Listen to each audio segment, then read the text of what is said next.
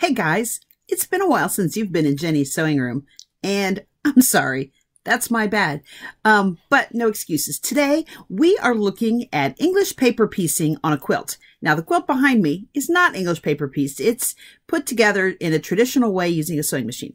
English paper piecing is fun because you can do it by hand and you can take little things with you, in your bag, in your purse, and work on it, and then bring it all together and make something amazing.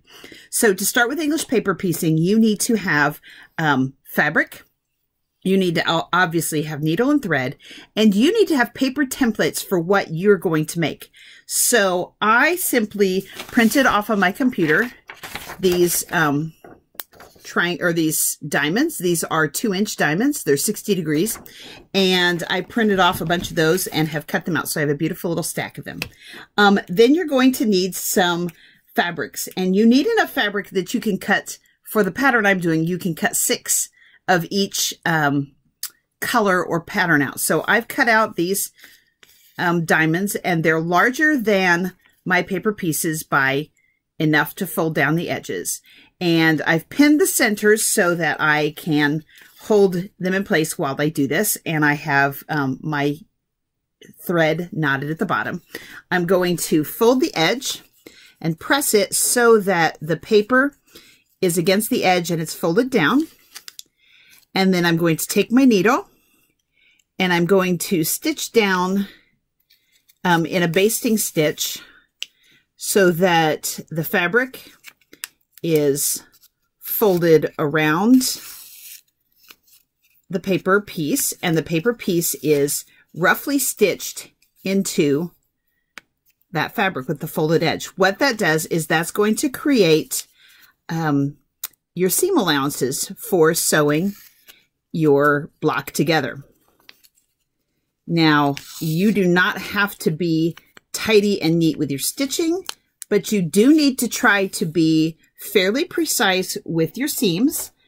I pulled the pin out once I got a couple sides down. You don't want this to get sloppy or loose. You want it to be nice and tight around the edges so that you have a nice even diamond. And you're going to want all of your diamonds to be the same size and the same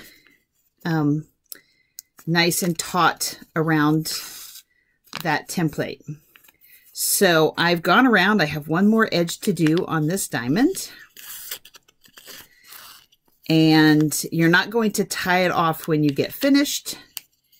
You will just secure the stitches so that these basting stitches don't come out. So I'm going to do one extra little stitch that comes back up to kind of lock it in place, but it's not done. That way I can pull that stitch out later. So I'm going to trim my thread. Now, once you have 6 of these gathered up together, you're going to arrange them so that the pattern looks nice. And then you're going to start stitching these into a pattern. So I'm going to show you how to start sewing this. This is where nice, precise basting and nice, precise stitches are your friend.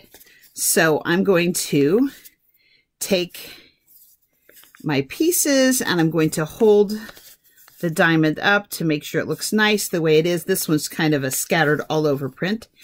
And I'm going to line up my corners, this corner, and then this point down here at the bottom, at the center.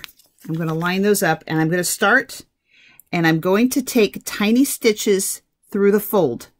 What's really important here is that you don't sew through the paper, just through the fold of the fabric. So you might have to wiggle your needle a little bit, and you're just going to have a few threads on that needle of your fabric. And then pull it. So you're going to stitch that together with tiny stitches. It is not unreasonable to say 12 or more stitches to the inch on these to be nice and tiny. Depends on how strong your glasses are and how good your lighting is, I guess. So just stitch that all the way through. If you get a little bit of the paper, it's okay, but you want to try not to, because if you can reuse these paper templates, it saves the planet by not using 10,000 trees. So you're going to sew that all the way along the edges and tie it off when you get to the corner. When you get to the end of that, you will have a cute star. Now, you can do what you want with the stars, but what you can see here is that this star has got space for diamonds around the edge. So I could take white diamonds and stitch them into each corner. And now I will have it circled. Now, the best way to do this is to collect up a lot of diamonds first. Get a lot of these paper diamonds or these sewn diamonds put together and make sure your paper still stays in them. I had green paper before. I've switched to white, so it's a little more flexible. And then you can start piecing it together into something larger. Now, I started with some diamonds at the center and then filled in some white diamonds or some stars in the center and then filled in with white diamonds. And what you'll see when you look on the back is that on the inside part, where it's already stable, I've pulled out the paper. But around the outside edges, there's still paper in these so that these will stay more stable until I can add another layer onto them. So you just keep sewing them on. You want to look at your patterns and make sure that the same colors aren't too close together. Sometimes it helps to squint at it to see how it blends. And then just keep adding on. So this is a great way to use small scraps of fabric. Again, depending on the size of your diamond, they don't have to be very big. You can use them from all over the fabric, or if you feel like it, you can fussy cut them. And by fussy cutting, you would place your templates over the same point and you have, you know, maybe a flower in the center of every piece. Now, what's neat when you do that is you end up with a pretty bouquet in the center. You end up with a neat image on the outside. Fussy cut ones look cooler, do some interesting geometric things, whereas just a plain cut like this one, I just cut out pieces. You don't have such a striking, oh, look at that, look how those fabrics work together, but that's all right. So I am not a big fan of you have to fussy cut everything. I am a fan of using what you have, but this one I fussy cut rather so that the coral was in the center.